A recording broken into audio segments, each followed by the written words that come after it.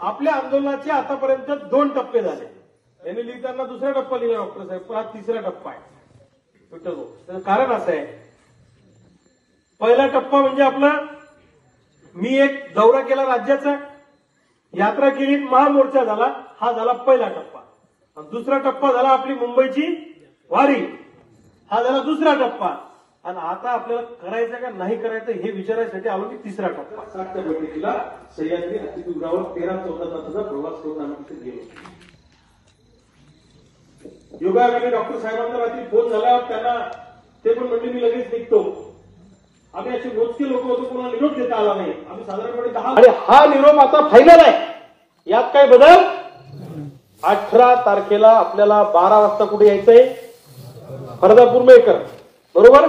आणि त्या समृद्धीला आपण रिझर्व नागपूर तिथं मुक्काम, आणि सकाळी आपलं शेतकऱ्याचे वाढदिवस करता करता आपली जिंदगी चालली, पण आपल्या शेतकऱ्याच्या लेकराचा सुद्धा सत्कार झाला पाहिजे। बंडू भाऊ खूप चांगलं काम मोधळा तालुक्यात त्या पुढाऱ्याचे वाढदिवस करता करता आपली जिंदगी चालली, पण आपल्या शेतकऱ्याच्या लेकराचा सुद्धा सत्कार झाला पाहिजे। बंडू भाऊ खूप चांगलं काम मोधळा तालुक्यात त्या ठिकाणी करते। देवेंद्र फडणवीस साहेबांनी त्यांना सांगितलं की रविकांत तुपकर जो बात कह रहे, बरोबर आहे डॉक्टर साहेब, तुम्ही होते, रविकांत तुपकर जो बोल रहे ये बात सही है महाराष्ट्र के अंदर। मी आकडेवारी मांडली, मी गणित मांडले की देशाच्या उत्पादनामध्ये आमचा 40% हिस्सा सोयाबीनवाल्याचा आहे महाराष्ट्राचा।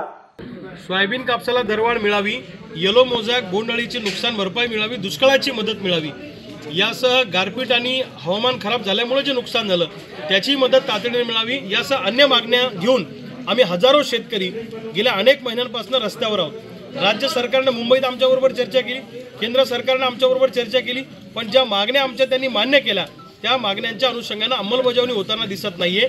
सरकारला आम्ही 15 डिसेंबरपर्यंतची मुदत दिली होती, अजूनपर्यंत शेतकऱ्यांच्या खात्यामध्ये रक्कम आलेली नाहीये आणि सोयाबीन कापसाच्या दरवाढीच्या अनुषंगाने कुठल्या आयात निर्यातीच्या धोरणात बदल झालेला नाहीये।